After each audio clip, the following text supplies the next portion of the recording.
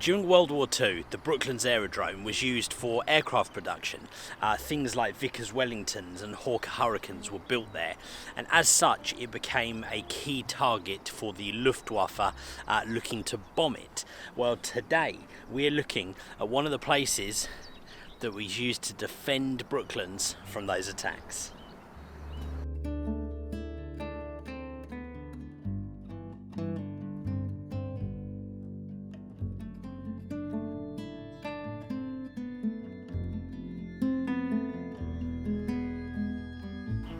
So today we are in between Old Woking and Send in Surrey, and we're here to look at the Old Woking heavy anti-aircraft gun battery. This was part of the Brooklands GDA, so gun defended area. Now there were actually 6 of these sites at the time. I believe some of the others are still here today, but right now we're here to look at this one by Old Woking. Now this is a really cool site. Behind me here we've got the actual bunker, and we're going to take a look in there in a minute. Now the records I've looked at show that this site would have manned 4 3.7 inch anti-aircraft guns. Now unfortunately the actual gun placements aren't here anymore. Apparently they used to be in what was described as the adjacent field, so I don't know if that would have been this side or possibly the other side over here on the other side of the bunker. We're going to take a look and see if we can see any signs of that anyway, but of course we're going to take the chance to have a look inside the actual bunker itself. Okay, so we just come around the back of the bunker, and this is kind of the way that we're going to go in right here. Now, I have found what looks like a map. Now, I don't know if it was a kind of layout of this particular bunker, or if it was like an example of this type of bunker, but I found this online. I'm going to share it on the screen now, so you guys can see what we're looking at. I don't know how many of the rooms we're going to be able to get into. I can already see that, unfortunately, like a lot of these sites, this one is fairly, not necessarily damaged, but abused. There's a lot of broken glass here, a lot of litter, a lot of graffiti. I've seen a burnt out barbecue that's there, so it's a shame, right? Because that stuff, it's not just about it affecting the history of the bunker, it's also things like it affects the wildlife around here. I mean, I'm in the middle of open fields, so, you know, whilst I haven't seen any yet, there will be wildlife around here, you know, and obviously they're going to be affected by stuff like that. So it's a real shame. So look, anyone who does visit these kinds of places, be respectful, right? You know, leave it as you find it, or hopefully maybe even better than you find it. Right, look, let's go and take a look inside. Okay, so we're just going to head right up these stairs here.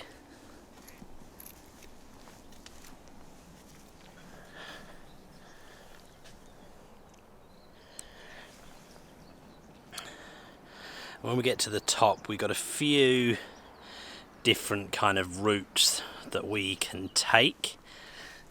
Let me just brighten you guys up a little bit so you can see what's going on here. You see what I mean, right? I mean, there is unfortunately just rubbish and broken glass all over the place. There's that burnt out barbecue, which I said about, frustrating, but it is here. I'm going to keep an eye on this graffiti, make sure I'm not showing anything too offensive on the cameras. I think people have just kind of generally put their tags and stuff like that.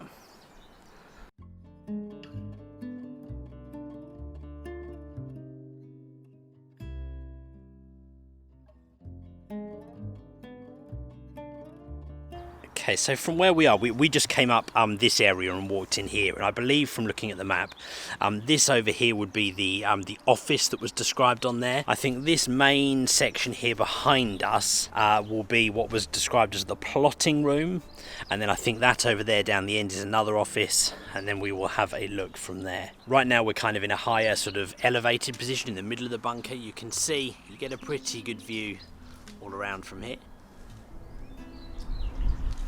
Now, as I said, I'm not sure exactly where the guns were. My best guess actually now is that, to start for the intro of the video, I was on this side of the bunker.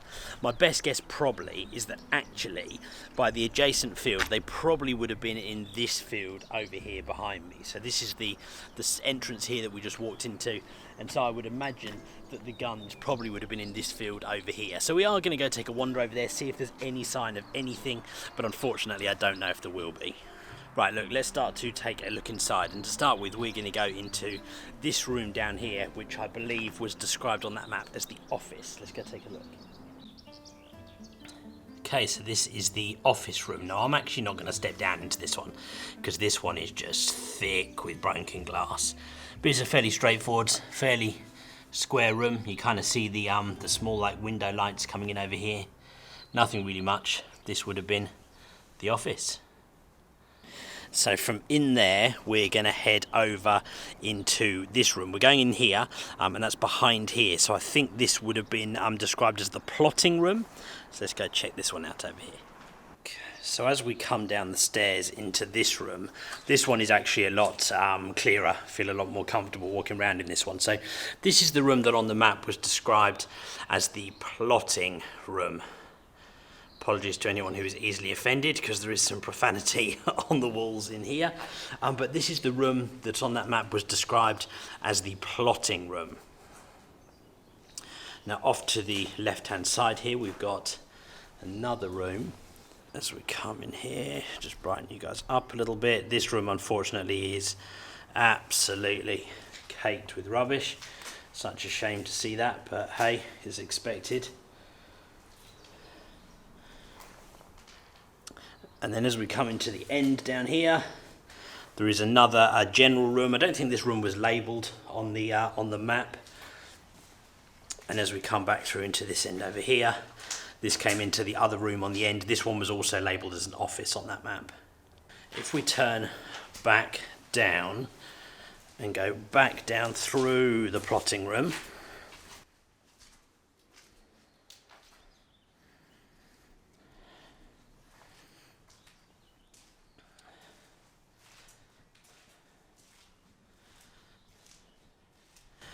come into this room on the end. I think this room was the telephone room on the map. I mean, this looks like people have been setting fire to stuff in this one. This is not so great. And this is the room which I'm not going to walk into because this is the one that's really thick with stuff. But that's back to the office where we were first stood on the stairs looking in over there. Now along the front of this this structure you can see these kind of larger openings. On the map I think these were described as the fire exits or emergency exits. And if we look out here, that's actually where we were stood. If I just adjust the light for you guys, that's where we stood at the intro for the video out there. So you can see that's the back end of the structure. Right, let's try and head back up to the top here again. Okay, and we're back up on top of the structure again. So this site here, the Old Woking HAA, Heavy Anti-Aircraft Battery. So this was manned by the 344 battery of the 109th Heavy Anti-Aircraft Regiment. And they would have manned this gun battery here in Old Woking. Now that same regiment, they went on to serve in France in World War II. They landed in France on D-Day and fought all the way through to Germany. So they saw some active service outside of just manning this site here. I should probably talk about the job of the people here. So Brooklands Aerodrome or racetrack, you guys who are familiar with Brooklands, is a couple of miles. Straight line, it's probably 2 miles in sort of this kind of direction. Now around that site it was manned by these heavy anti-aircraft guns, and of course their job was to try and defend that site from the German Luftwaffe, the bombers that would come over and try and bomb key strategical targets like Brooklands, obviously to slow down or ideally even stop the aircraft production of the Wellingtons and the Hawker Hurricanes that they were building there. Of course, having these sites based a little bit away from Brooklands itself does two things. A, it makes them a bit more camouflaged. They're out here in the middle of the fields. They'll be much harder to spot. I imagine they would have operated like kind of low light disciplines and stuff like that out here, so that the Luftwaffe, whilst they might be able to find somewhere big like Brooklands, they would have struggled to find somewhere and target somewhere smaller like this. Of course, this also gives them an opportunity to defend the area before those aircraft actually get over Brooklands itself. Assuming those aircraft were coming from the south coast, they would have come kind of from this sort of direction and gone over towards Brooklands in that direction. And so it just gave them a little bit of a head start and gave them an opportunity to try and capture them and ideally shoot some of them down before they got over there. Now, as well as these defences were set up, obviously the reality is that the odds were quite often stacked against them, and unfortunately they weren't always successful in defending Brooklands. And on the 4th of September 1940, the German Luftwaffe did successfully bomb Brooklands. Unfortunately, 90 aircraft workers were killed that day, and at least 419 others injured. So you can see the cost and the sacrifice that people working in this country to support the military had to endure, and often were victims just the same as those who were abroad in 1944 fighting in France. Okay, so I have just walked out, and rather than boring you guys with the details, I've basically done a perimeter like around most of the bunker where you can walk to, and I can't see any remains of where those guns would have been. So anyone who does know anything more about that or anything more about this site, please do let me know in the comments below. Maybe if there are some remains of them, then please tell me, or perhaps you might be able to give other viewers of the video a better idea of where they were. Okay, so there we have it. That is the Old Woking heavy anti-aircraft gun battery at Old Woking. You guys who are interested in coming to see something like this is just between Old Woking and Send. It's fairly easy to find. You can find it on quite a lot of maps and stuff like that. If you do come here, please be respectful of the site, because unfortunately a lot of people here prior to us have not been. I hope you guys enjoyed this video. If you did, do me a favour, hit the like button. It helps me out loads and loads on this channel as we try to grow and as we carry on exploring historic places. Make sure you subscribe if you're interested in those future videos. In the meantime, guys, thank you very much for watching, and I'm going to see you on the next video.